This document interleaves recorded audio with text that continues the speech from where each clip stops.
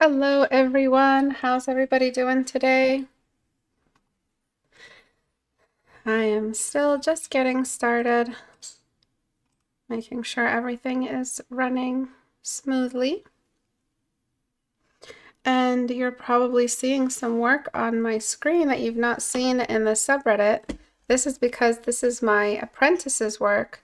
These are the pieces that they've handed in for the Patreon, and I wanted to do at least one this year where I do a public critique of my apprentices' work. And their assignment from last month was to design a book cover. And so I'll be taking a look at those in front of you guys today, so you guys can get a look at what goes on in the secret walls of my apprentice group. It's not that spooky, it's not that scary or intimidating. I promise. It's just like any other group, and I assign work and I critique it, and I'm going to show you guys how I critique their work and how I review their work. But I'm just still getting started. So I'm just waiting for everyone to hop in. This is a live stream after all, and making sure we're all ready to go. Okay. So I think my audio is good. Hello, everyone. Welcome, welcome all. So to recap real quick, I will not be hosting Critique Hour for like the 23rd to the 1st, or obviously the last 2 weeks of December, including the first couple days of January. I will not be hosting any classes. So these will be, we have 1, 2, 3, 4 more after today critique hours for this month. And I hope to make them a little bit more fun, and hope to host some after hours for the winter break. I need to get back into sketching for everyone, in front of everyone, and doing those fun impromptu sketches where everyone just throws subjects at me and I sketch them. That was always a fun subject for Critique Hour. And I will get started in a second. So to get your work critiqued, to get to have your work critiqued for free, all of these critiques that I do, except for the 4 that I'm doing right now, are free. These are from my apprentice group. So they're not necessarily Critique Hour, but I want to show them today for Critique Hour. But all the other critiques you've seen are all free, and you can get your work critiqued on my subreddit. If you submit your work to my subreddit, you can get them critiqued on my videos. So everyone's submitting work here today. I might take a look at this one if I have some time after today. But that's how you can get your work critiqued. You can also join my Discord group. It has a very, very active critique channel there for you to submit your work and have it looked at. There is a gallery image share. There's even a commissions text channel for anyone looking for work. You can all submit your work over there. So all these intros is really just for the recording. I'm just going to go ahead and get started as people come in. So my apprentices were assigned a book cover assignment last month, and their assignment was to include a narrative description attached with it. I won't be reading those because it'll eat up some time. But they were supposed to pick these book covers, design them, build a whole scene of references. They were supposed to find references that are based off their narrative. They were supposed to decide on a mood, an atmosphere, and my apprentices all built their book covers this way. And the descriptions, I'm sure you guys can pause the scene and take a look and read through what they were designing here and what the narrative was. But I wanted to go over them really quickly just so that we can get an idea of where they're coming from. So for this one, it's about elementals and spirits that represent some element of nature. And as things got more developed technologically through human history, it became much more difficult for these elements, or these guardians of these elements in the world, like fire and forests and all of these things, to stay as guardians. For here, we have a ballerina. Of this one, it's a quick one. The book is about a ballerina who is tired of the backstabbing occurring in the theater, a place that was once her sanctuary, and her decision to find the ones threatening her. So a lot of internal politics, a lot of crime or potential crime, and just a lot of shadowy kind of social issues. And then we have this one. I can read this one really quickly as well. An elite angel falls from grace when he falls in love with a mortal woman. His wings are forcibly taken from him. Now on earth he is filled with resentment. Despite his lover being there for him, he has plans to take back the wings that were rightfully his. So again, this one is a lot more emotional, psychological. So we're looking for psychological, emotional, social, economic, or social, political, and then natural or fantasy or high fantasy, magical. Those are kind of the general areas. And then we have a couple of extra little thumbnails from one of my other apprentices who decided to join today for this critique hour, to join on this panel, but they didn't really flesh them out, but they showed a couple of ideas. So let's start with this one. So for this one, it's got, so she was mentioning in her blurb, which I can't read, that there is a lot of mix of natural and natural organic patterns, lots of natural scenes. She wants to keep it feeling like it's the homeland of this elemental of this a spirit or guardian of the forest. She wants to maintain that feeling, but at the same time introduce the destruction and introduce all of those overarching themes of pollution and changes in what's around, and kind of destroying, or something that is destroying her natural home or her home. So she's like some kind of shapeshifter or some kind of magical creature, and she can she's just like, there's a lot of darkness in the scene. There's a lot of foreshadowing, obviously, and a lot of mixed feelings in the scene. So it's not supposed to be completely ethereal and beautiful. So because it's not supposed to be completely ethereal and beautiful, there is some issue here in the foreground. First and foremost, if this was a book cover, and yes, books are judged by their cover. Like, that's it. That's the rule. Unfortunately, that's the rule. That's the requirement. So we have to make sure we're offering a really, really quick read for the viewer. So because, we have this story that you're telling, it also fits another source of critique for this, which is the lack of depth. So I'm using a blue tone on darken to darken this foreground. You can still keep the general idea of, this bond between like the destruction and life and death. You can keep that sort of yin yang message that you're doing, but you also can't throw away the concept of like needing to establish a more believable environment. There's a lot of magic, but we still need to believe that this is kind of a real scene. So we have to go back to the rules of depth. The rules of depth state that you have to have a foreground that is darker than the background. It's just really, really necessary, especially in this one, because most of the light sources are collecting or converging in the background. When this happens without the depth engaged, or you don't have any depth at all, what we end up seeing is just like a big kind of, you do have shadows, but it feels like we're struggling to know where to look. And so if a viewer has to look at the title of the book, has to look at other elements in the story, their eyes become fatigued very, very quickly. Like, your eyes get tired of looking at a very busy book cover. You want to look at two things. And the author's name isn't that important. It's there, but it's not part of the composition, where as much as the book cover title is part of the composition, that you have to paint into the story. Even if you're not painting the text, or you're not responsible for the text, you still have to think about how the text is going to be involved in the composition of the illustration. So because the bottom half is not canceled out, you're going to have a difficult time placing in the author's name, and a difficult time leading the eyes around the book cover. So I'm imagining the title is going to go here somewhere. So let's give it a quick title. I'm not going to reference the title. Let's just give it a quick title. Destruction of life. I'm sorry. I'm really bad with titles and really bad with shadows of the future. All right. So let's just call it that real quick. Let's just give it a quick little, I just need a placeholder. Okay, so this one is going to be like 200, and then we're going to go ahead and do 200. Sorry about the font. I just need a placeholder so I can show you guys what I mean. And then, okay, and then I'm not sure why this one is. That's okay, and I'm just going to rasterize that.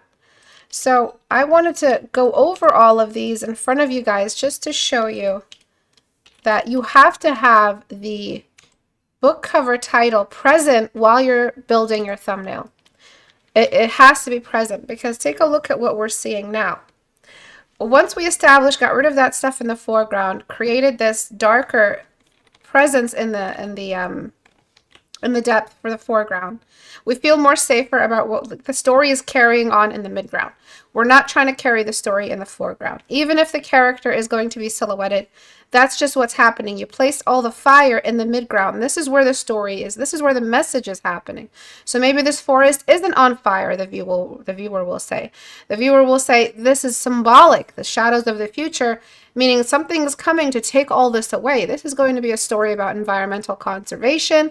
This is going to be a story about pollution. This is going to be a story about human, the effect of technology and pollution. This is going to be a story about that. So we obviously have to focus on the midground. And that's where this issue comes in, which is this empty spot right here in the illustration. Once you know where the book cover title is going to be, then you're like, oh, I painted this entire scene without thinking about all this, where these three sets of objects are going to be in relation to each other. So you forgot to factor that in. So I would recommend you select this entire burning fire right here and maybe extend it, or just completely displace it to a lower point so we're not fighting to see it. We can still see most of it right here in the golden zone of the book cover. And then we have the character. So this character is a little bit offset. Unless there's something really important happening here, this is where that character should be. This is a great place for her to be. The silhouette will become more obvious, more apparent, and it'll help us connect her to the focal point. Right now, she's a little bit off. The branches are so much bigger than she is. She's in the foreground, but she's still so small. Maybe she is pixie. Maybe I did miss that in the description of my students' homework, but I'm going to enlarge her. That way she's a little bit closer to that golden zone. So now we have a nice balance between foreground and middle ground. The foreground is out of the way when it comes to the values. We don't want anything competing with what's happening in the focal point, which is happening in the midground. And that's where, that's where you decided to place that major burning fire, the largest of the fires. So that's where we have to preserve it. So now she's a little bit bigger and the story is making a little bit more sense. So we have three objects now. We have object 1, object 2, object 3. That's a good book cover. That's a really, really good book cover. Sorry, 1 second. I'm just going to sneeze.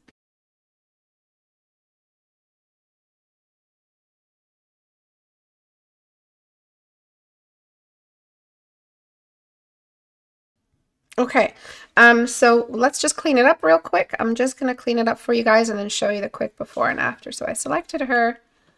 I am going to just kind of clean up here. So the reason I assign book covers for my apprentices is because there's a difference between painting and illustration. That's just going to be, that's it, just an illustration, and painting an illustration that's going to be a book cover, a poster of some kind. There's different rules. You have to factor in how it's being interacted with. And a book cover needs to offer a little more. Characters shouldn't be that small. If there are going to be characters in a book cover, they should be a little bit bigger. And some of the rules of depth need to be exaggerated just so you can have a nice quick look. It's only going to be a quick look when people look at your book cover. And more often than not these days, book covers are more symbolic than having like real characters, because it's just so much easier to have a symbolic graphic design for a book cover than have to worry about characters in a book cover. But I love book covers that have characters on them. I adore them. I'm just from that era, and I love seeing them. So I always encourage it whenever I get a chance. But for those who just hopped in, these are my apprentices' homework. These are my apprentices' book covers. And I'm just critiquing them live for you guys, so you guys can get an idea of what it's like getting homework, assignments in my apprenticeship, and what my students are doing. What are they up to? So I'm just going to mimic this pattern here, bring her back. And now I can silhouette her along with the rest of the foreground. And what that will do is let us create a halo of rim light around her that will further establish her as the focal point. So you have 3 focal points. The book cover title is part of the focal point. You have 3 points of the focal point. And that's why we have to just throw in some quick placeholder for it. So we can see like exactly where we're putting everything. And once you toggle off the visibility, like once you turn off the book cover title, the illustration should look like it's missing something. Usually it's that involved when it comes to the title of the book cover. So bear with me while I clean this up.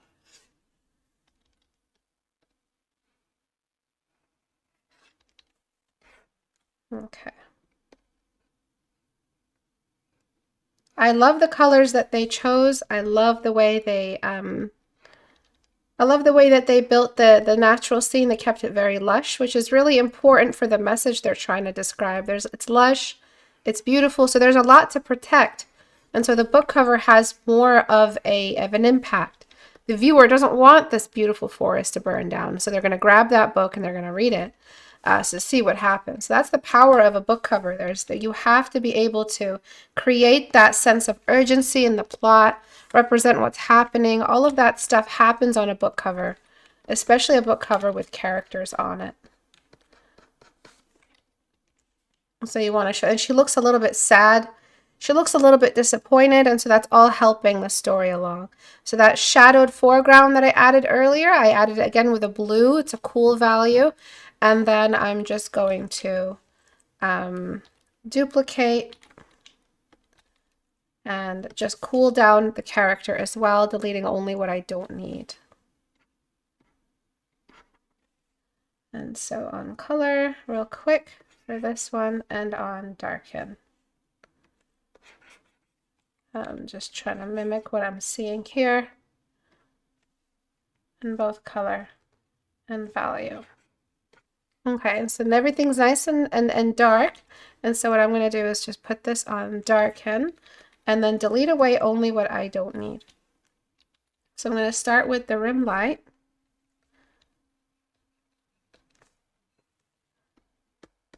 Okay. So I'm going to start with the rim light. And then I'm going to reduce that. I don't want it to be completely silhouetted. This is just so I can establish the kind of thumbnail of the rim light.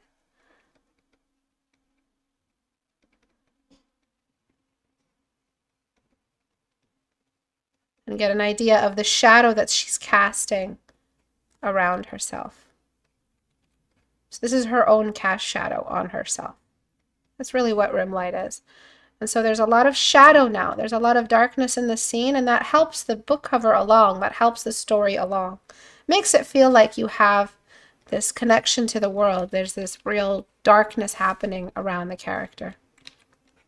And that's going to be a common theme in most of these book cover critiques you'll see today, because there needs to be mystery in a book cover. It can't give away everything. And so shadow and using shadows and playing around with the shadows is a good way to retain information about the story while still giving something. And so I'm just casting the shadow off her character very gradually.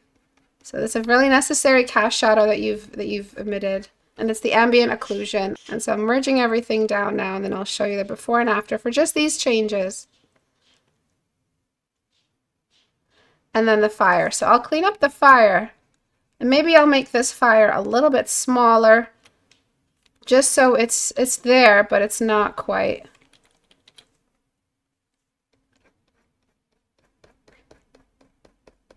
As big as the one around it.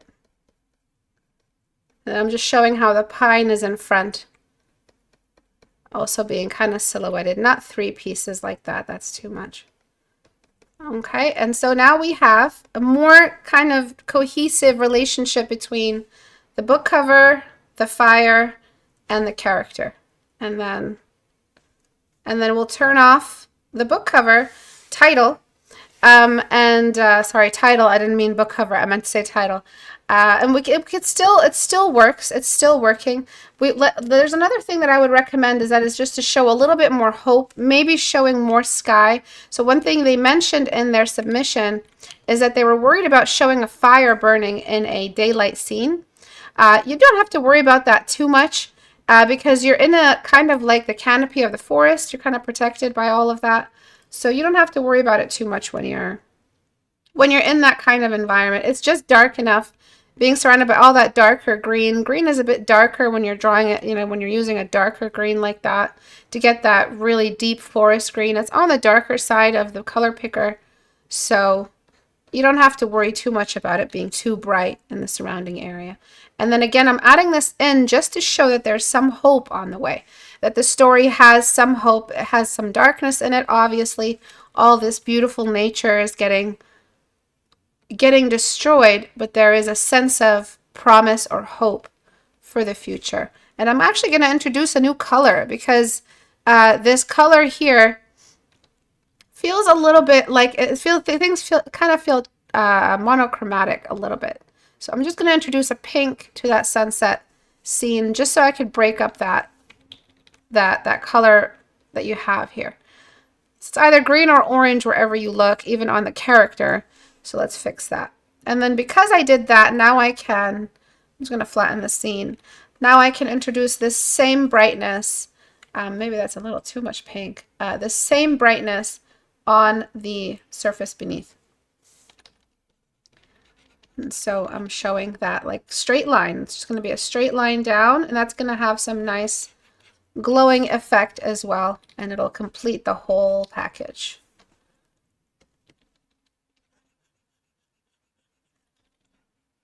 And I'll add my own glare, like that glare that comes out. I'll add my own. I don't need Dodge Tool to do that. So just like that. And then what I want to do is just delete away at this so it has that sense of like just movement in the water. And I can see that you're trying to ripple the water. Go for a smudge that is more of like a consistent shape and a consistent flatness. So the edge of the water right here, it's not showing that there's like rapids or anything, but you're doing a rapids type of water, movement, water bending, I guess. We don't need these bendy pieces. We just want to see a flat kind of bed of water. And then I'm just going to delete away at this and then add that glare. So you see that we really don't miss those swirly bits of the water. And then I'm going to borrow that pink and throw it in as well. Oops. I might have to sneeze again. If I don't make it to the mute button, I'm so sorry. Forgive me. All right, and then I'm grabbing that exact color of the sky and I'm just creating a little glare just along the edge of the bark. Okay. So now things are really nicely separated. We have the middle ground and we have the foreground and we have the background. I want to separate the background just a little bit more because, again, it's about like the message of hope and all of that. I kind of want to disconnect it from the darkness of that midground and what's happening there, which are the immediate events of the story. So what I'm doing here is I'm just trying to show some kind of, just like a foggy effect separating those levels from each other so we can have a clear separation. Oh, shoot. Okay, I used the positive. God damn it. So 1 second. Not sure if I want to include this tree or separate it. I feel like the tree is part of the midground. So I'm just going to do the same thing on this side, using some of that light to separate those areas from each other, and then do a little bit of that over here. Mostly smoke. It's not the message of hope or anything. I just want the smoke to feel like it's separating the trees a little bit. And I could just go for, actually, that's good gray. That's a fine gray. And so we have less of a like a mutation of trees and more separation between them. And then this tree from this tree, also trying to show the smoke separating them from each other. So we have more clear smoke presence in the tree. I really recommend you guys do some texture studies so you can get an idea of like what's needed when you have like a fiery scene. You have to show the smoke. There's elements that need to be seen for the message to come across for that texture. So we put the title back. Actually, I lost the title, but that's okay. We put the title back on. Imagine the title back on, and things feel like they make a lot more sense. Let's take a look at the before. So before, after. So as a book cover, I feel like we have a nice separation between middle ground, foreground, background. We have a nice amount of shadowing in the foreground. We don't need to see everything. A character that is mysterious or difficult to see, it helps the story along. It helps the viewer select a book or look at the book or feel like they can see some of the story through the book. You don't want to overexpose your character. This is overexposed. There's no light that could possibly explain why we see so much of this character. So it's okay to darken them. Don't be afraid of darkening them. We've darkened this this branch right here, this fell tree, and the fire. We've made it feel a little bit more immediate. And when you put that book cover back on, Shadow of the Future or whatever it's going to be, you're going to see. Actually, I do have the title available to me. You're going to see that message feel a little bit more clear. So. Oh, okay. I guess undecided is the title. So Shadow of the Future is fine. I'm sorry, I couldn't read the font. It was like an M. Undecided on the title. So other things I would recommend is this branch right here. I would figure out what's happening with that because it's feels like it's on, like I think it's because of the way I edited that fire though, but it feels like it's sharing almost the exact same values as the tree directly behind it. As you've already seen, that's not good. So I'm just going to grab the gray and I'm just going to use some of that smoke to separate that branch. Instantly, it kind of makes a little bit more sense with the scene. I'm going to do the same thing for this side of the branch.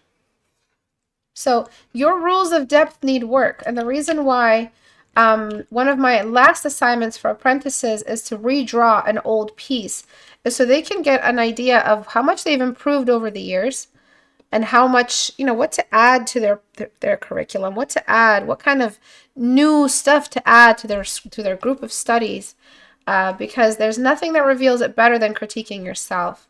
So the last assignment for this year, my students will be repainting an old piece. So if you want to join, you can actually make it for this month. The assignment is due in like a couple weeks. Usually the last month assignment of the year is very short. It's not a whole month of work. And it's critiqued in January when we all meet up again. But they have to basically repaint an old piece and compare the skill, compare what they've learned, compare what they're still doing, and how to adjust their fundamentals, how to adjust their studies and their curriculum so that they can keep improving, how they might have plateaued. It's one of my favorite assignments that apprentices do because it reveals so much and it's always encouraging. Usually apprentices feel amazing after they do this assignment because they can see real improvement, which is so motivational. It keeps them going. Like, look at how much I've improved. Look at what I've done. This was some of them pick pieces that they really feel like they failed at, and they just do it so much better the second time around. And that's always encouraging for them, and I love seeing that. So before, after, before, after. The character is bigger, the scene is more immersive, it pulls you in because the foreground and the depth of the foreground is scaled appropriately. The background feels a little bit more hopeful. The message is clear. The reflection in the water shows there's still beauty to be protected in the forest, even though technology has taken over. So that's the point of doing a book cover study, is so that you get field experience without actually having to go out and maybe make a mistake on a real job. You're making all the mistakes of composition and storytelling and managing a narrative all in a book cover early, so you can understand what mistakes you made and how to fix them, how to prevent that from happening in your professional work. And that's one of the main assignments that we do at the end of the year. I always sort of end the year with a book cover or start the year with a book cover. It's always really, really fun. But every year, by start the year, I mean after the introductory assignments. So in January and February, it's all form studies, all fundamentals, all portraits. We go back to the basics. We strengthen our foundations. We add mortar and concrete wherever it's needed, so that we have a stronger base to create character designs and environments and book covers for the rest of the year. That's my model. It works. A lot of my students are improving and their skill is skyrocketing because I don't let the basics sit too far. I go back to the basics quite regularly. All right, moving on. So for this one, this is the one that's kind of more social, politicky.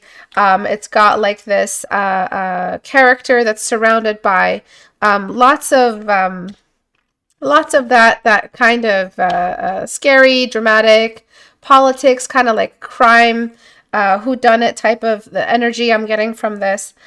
So let's work with that. Let me see if I can crop this annoying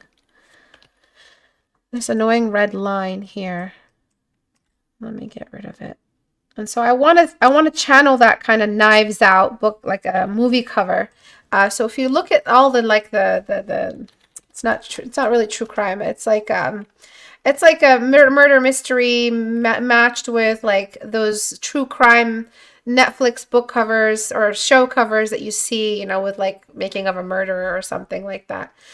So Knives Out has really, really cool, very scary, shadowy posters. You see a lot of the characters laid out, but you see lots of darkness in the scene, lots of mysterious shadowing, lots of overlaying, and then you get this idea that this isn't going to be a story about luck and happiness.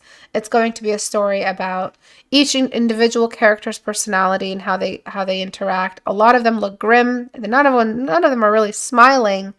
And so that's the thing I want you to really think about, is that none of them are smiling, but she's smiling and she looks very serene and happy.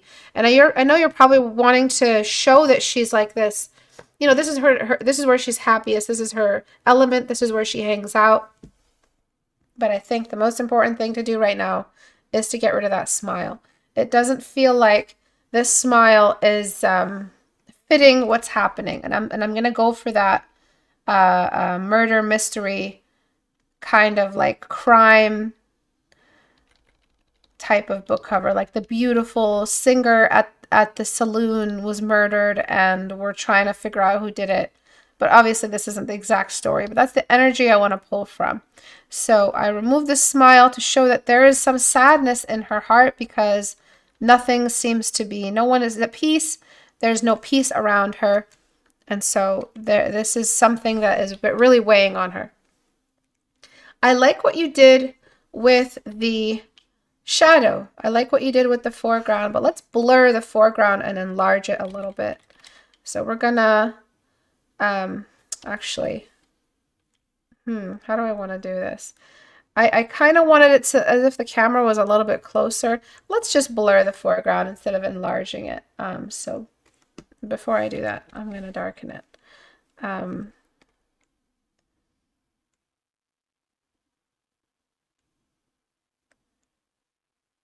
Okay, so we're going to darken the foreground so that it's just out of the way. I think it's just too visible. We don't need to see that much of the chairs.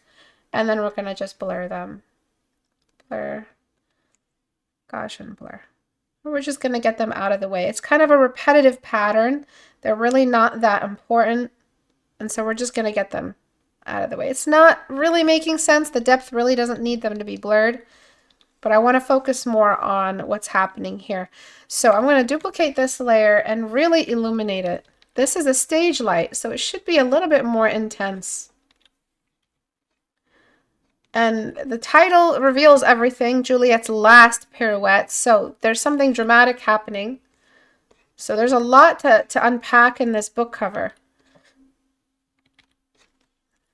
When it comes to painting any kind of light ray, any kind of spotlight, you have to blur it. Filter, blur. Because blur is the actual pattern that's happening to the light. Like it's what's happening on the level of the light. Like they're dispersing in the same pattern that we see when it comes to that. So I want to get rid of the title real quick before I do that. So I'm just gonna get rid of the title and then blur that for you.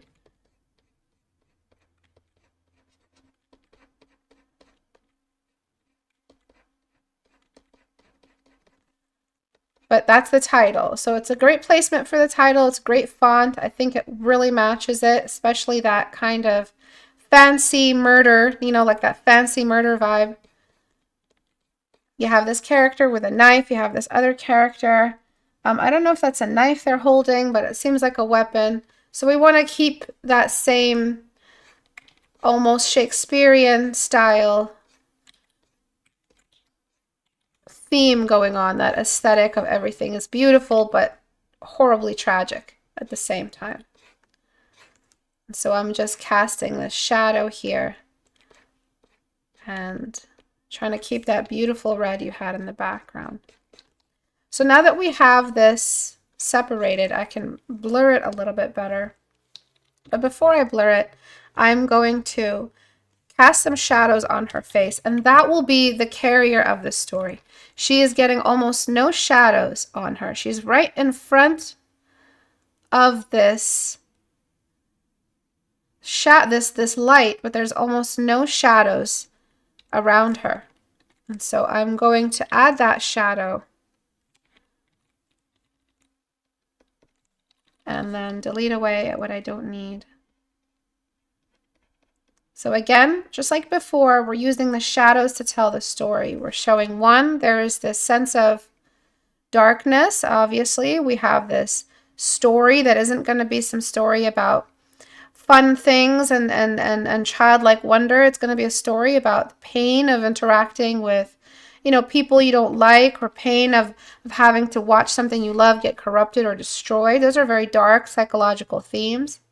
And so we're using a lot of shadow on the main character. Just because it's the main character doesn't mean we can't use shadow on them. We have to if they're carrying a lot of the grief and the sorrow of the story. You have to use the shadow that way.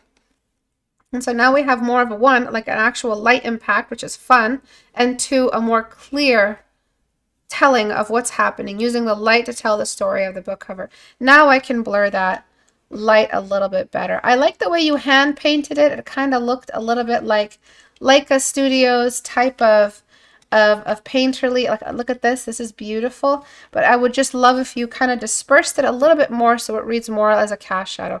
Let me see if I can pull it off.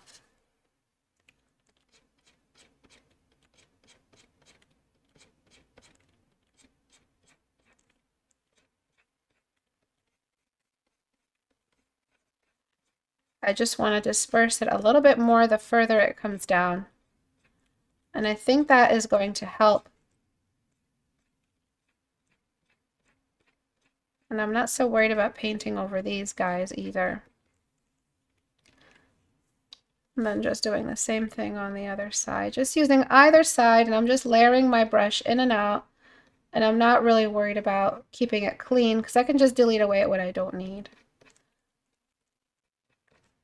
And then I might involve a little bit more shadow on the character in the foreground. But one of the most important elements of a spotlight is the pattern it causes on the ground beneath. You have no pattern or no footprint of the light source on the ground beneath at all.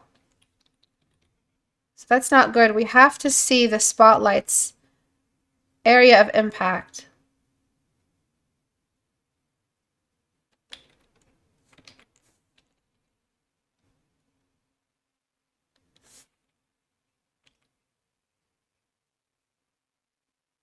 Just like that. And then again, I'm just like trying to create that soft silhouette of the light.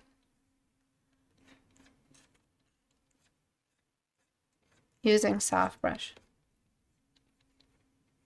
It doesn't have to be perfectly sharp, but you do have to have something of it here. And all that light is going to get reflected back up, so you can use a lot of those messages of, you know, how she's trying to spread her own idea. She's like the only person here who's having fun. And so you can reflect some of that light back up on the curtains. And I think that's a great way to track the light through the, literally threading the light through the protagonist's presence on the book cover. That's a great way to involve the light while keeping it centered around the focal point, which should always be the protagonist if it's going to be a protagonist-centric book cover. And I'm just trying to show the fabric of the curtain and involve it in the light environment a little bit because it was kind of disappearing. And these tableaued characters on either side, you can do something else with them. Let me just create this edge here. You can do something else with them, or you can use some of the shadow of the spotlight again as reflected surfaces.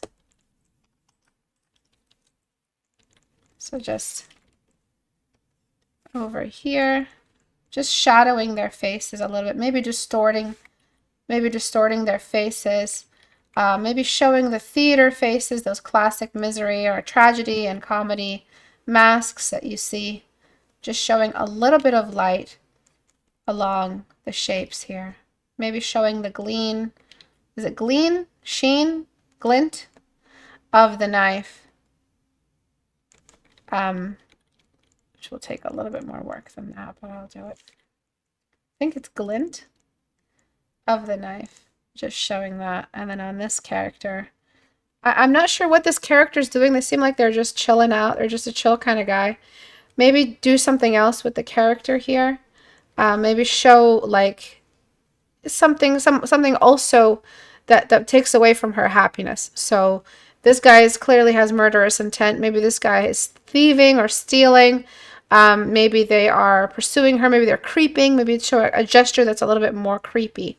And then it feels like her feet, like she's running out of feet. She's running out of leg. So let's quickly, let's quickly just extend her feet out a little. And then just kind of do something asymmetrical with them. So just tucking in her ankles. Just like that. And then up here, we have a need for a silhouette at the very top of that curtain. Unless you feel like it really will create that, that subsurface overlap. So I'm just going to create like this tapered look to the curtains. So there's still some subsurface coming through. So in the foreground, something is missing. We need something in the foreground, or we can just enlarge everything. Maybe increase her size. Something that might help just the smallness of all the characters. But I hope this was helpful. So using the light a little bit to create mystery will add to that like murder mystery, Knives Out type of theme in the story. So I forgot to uncrop this. Okay, well that'll have to do. So before, after, before, after. The light really wasn't showing a stage light. It was very, very dim for a stage light. The book cover title will have to be reintroduced with some kind of cast shadow, drop shadow, or some kind of outline. And then the character, her smile and her general presence didn't seem like, she seems aloof. She seems like she's not really understanding what's happening around her, which is not good for a book cover. You don't want your viewer to feel like there's nothing there for me. You know, there's nothing in that book that might entertain me or keep me thrilled. It's really about the expression you're sending. So the last pirouette, you know, the message of the title, what the title is revealing about the story and how that's reinforced. The title connected through the light to the character, and the light traveling all the way around the scene, showing maybe she's the last person having fun. She's the last person actually enjoying this job. Everybody else is thick into all the drama and the social ups and downs of that kind of theater, of life in the theater, which, you know, you've heard about how horrible it can be. So you want to show some of that.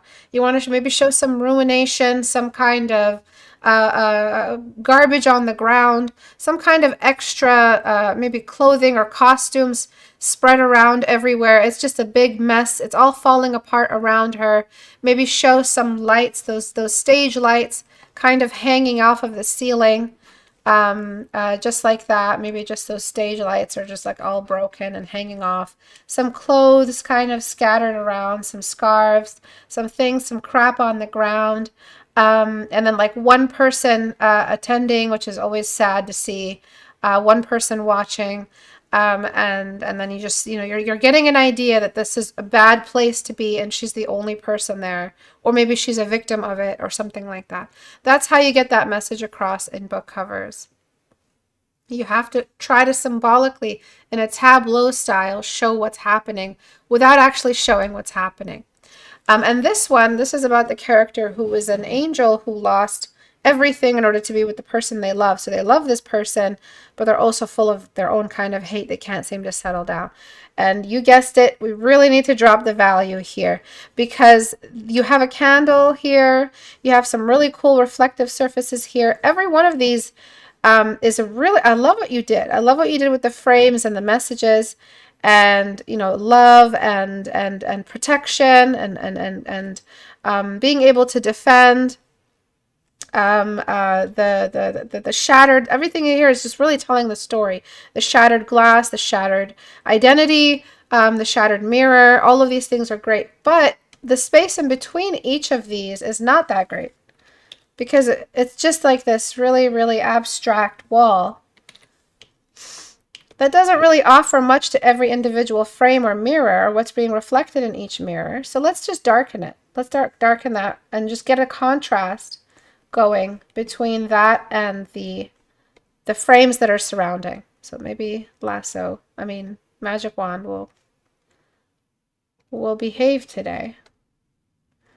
Okay, and then there's this one here. So we start off with that by giving these a little bit more oomph, a little bit more presence. So let's just darken those out of the way.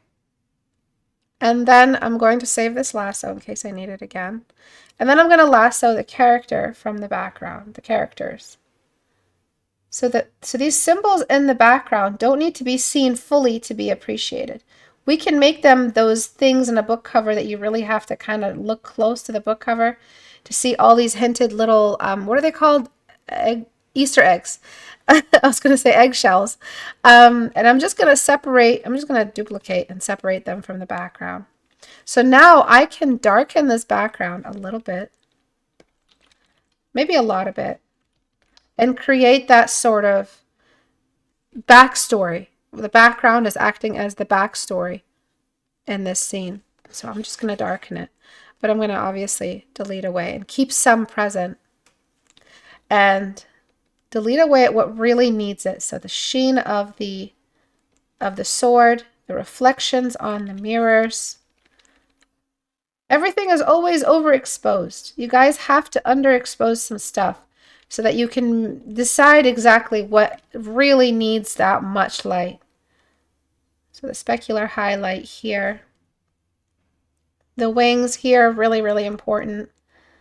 The kind of the religious importance and the religious symbolism, and a little bit there. So now we can be a little bit more selective with what we're seeing. And then on top of that, I'm going to just add the glow of the candle. I'm going to add the shine of this mirror. All right, so I'm establishing this nice background that gives enough information about the story, but doesn't give it all away. And you guys usually give it all away. When you do these illustrations, everything is just given away really, really quickly. And then I'm going to add something else, which is going to be similar to what we just saw. I'm going to add a spotlight. If I can find it. This spotlight will do a lot for the scene. It will give us some shadows to be a little spooky with for this very, very angry character.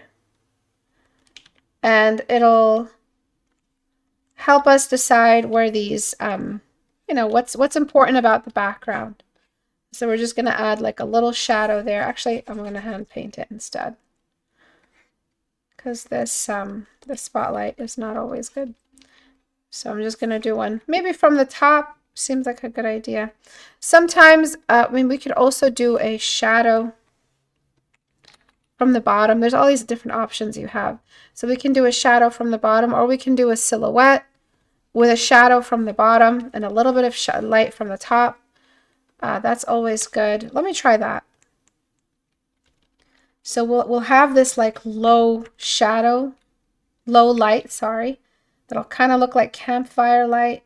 That'll make him look a little bit more spooky and a little bit more creepy. And angry too, almost like a vengeful ghost, which is the story here. He's out for revenge for what happened to him. So you want people who have revenge on the mind. Think of any of your favorite shows, any of your favorite scenes where there was revenge. Almost always the character's face is messed up, distorted, because revenge isn't a good look on any character. Justice is different. Justice is a good look on a character, but revenge always comes with this kind of sense of shame, and the writer's trying to tell you this revenge is bad, you know, don't go for it. And so usually we see that as part of the message at the end of the story. Usually they learn a lesson about having to, you know, not try so hard. And so we want to show that this is starting to distort him. He's become a vengeful spirit, not necessarily a good guy, sort of an anti-hero in his own story. Beautiful job on the hand. And I'm just trying to show that the light is coming from beneath. And then I can show some of the light of the candle reflecting on his head, reflecting on her arm. So you already have some light sources established in the scene. Why not use them? And give us more of that spookiness, that multiple light source, dim rooms, general spookiness. That's always fun to see. So always very, very exposed, you guys. You guys have to do a little less with the values and a little more with the composition. Almost always that's the formula in most of these critique hours, because it's usually that kind of story. We're just seeing way too much, way more than we need to. And then I'll do the spotlight once I have a good hold over, you know, what we're looking at here. A spotlight can be added later. We're not really missing much when we add it later. Adding it early may just be in the way. So having layers is really, really great, because you can just do what you need. And we're almost done. So just less flatness, more volume, and a little bit of shadow. And then we have that. So what I'm going to do right under these two characters is just introduce this bottom glowing light. Almost like it's this dramatic light. And you can make it like any color. It could even be red, just to show the rage and the anger. So that it can be just like this red value climbing up from the back behind them. And a little bit darker towards the middle of their mass. It's 6 o'clock, so my bird is going crazy.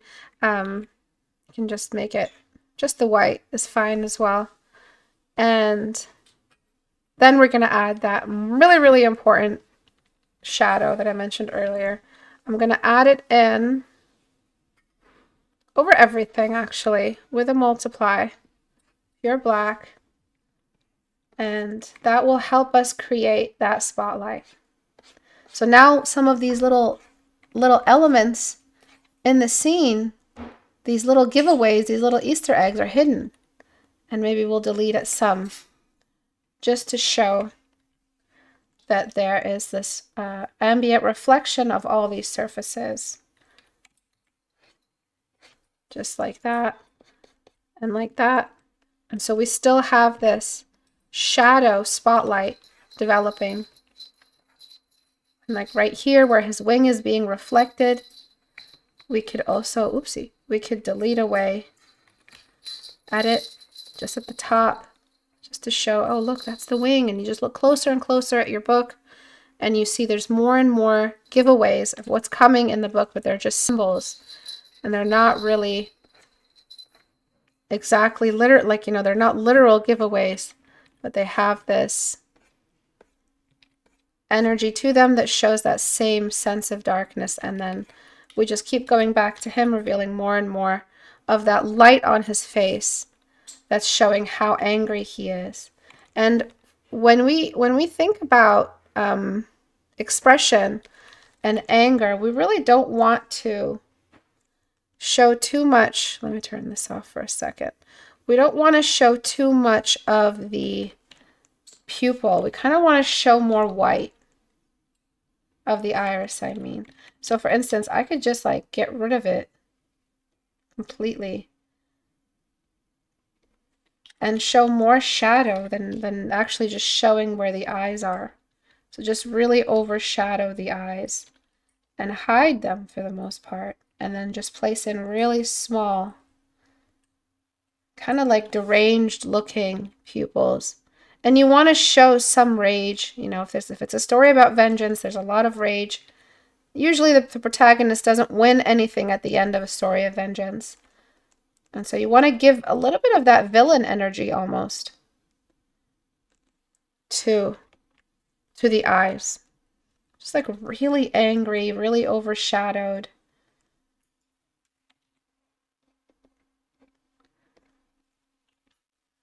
Okay. And then we have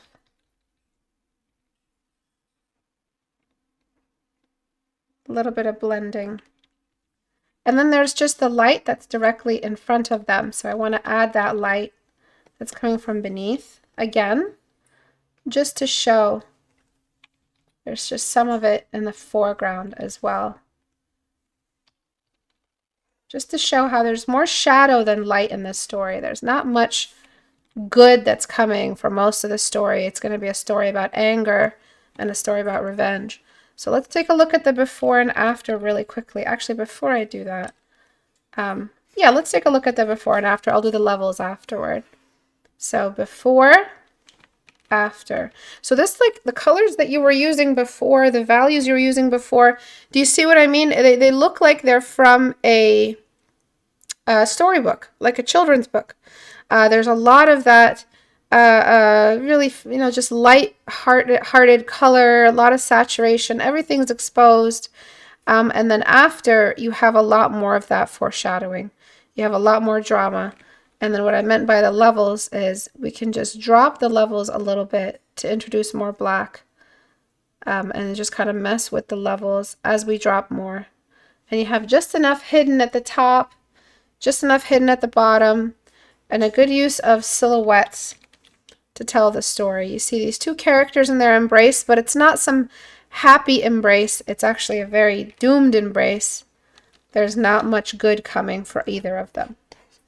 And so book covers are a lot about that, understanding like the psyche of the protagonist, the psyche of your character.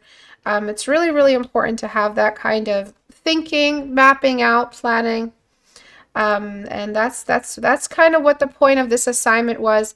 A lot of the times throughout the year, my apprentices were doing fundamental studies, studies that help their core skill, and not a lot of your personal studies, like studies that you do on your own when you're just self-taught. have to do with getting field experience. You have to get assigned the thing in order to do it. Sometimes you're never going to be in a place where you just force yourself to make a book cover and understand the fundamentals of it. And that's why the apprenticeship is a good idea for those who want to build their portfolio, have some accountability, have some deadlines, know what to do with their skill. They have skill, but they're not sure how to build a portfolio. This is why I showed you guys my apprentices work today, just to show you that there is a lot of stuff you're missing in a completely closed off self-taught journey. And the way I know that is because my own journey was completely closed off and self-taught. And there was a lot of stuff I had to learn way later when I could have just learned them right on the spot if I had studied that subject before I was hired to do book covers. And at that point, I was completely lost and had to learn in the field. For these are thumbnails, not necessarily finished. The one that I really like is this one. It shows a skewed crown, which tells a lot, tells a story about a crown that's not wanted, the pressure of a crown, and you can see that we're not closed off specifically for students who are ready to do illustrations. Even students earlier in their anatomy studies can participate in the assignments. They can still get the general idea. You don't need to be skilled to know about composition. You don't need to learn how to render faces yet to know about composition or work on the principles of book covers. You can still just do your anatomy studies. This student is still doing their anatomy studies, but they participated in the homework just to mess with it, just to see what they can learn. And I love that. I love seeing that kind of energy in the homeworks that are handed in.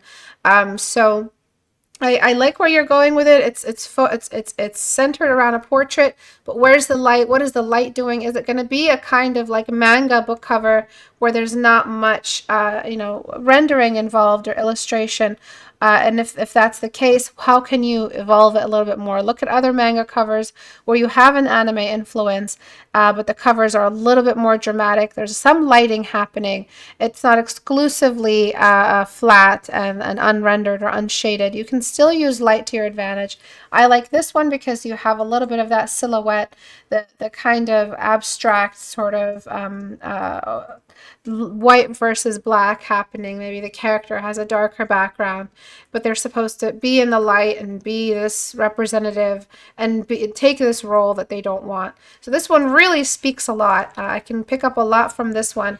These look like character designs, basic character designs or sketches, portraits, but this one speaks more as a book cover out of all of them. So I definitely suggest you flesh this one out if you wanted to complete something for the book cover assignment. Thank you guys for watching. I know that was really, really long and a very, very different type of critique hour. You guys basically got to watch how the critiques work with my apprentices. So I assign homeworks and they complete them, and I critique them and I give them feedback and they correct them, and they have this wonderful new portfolio piece.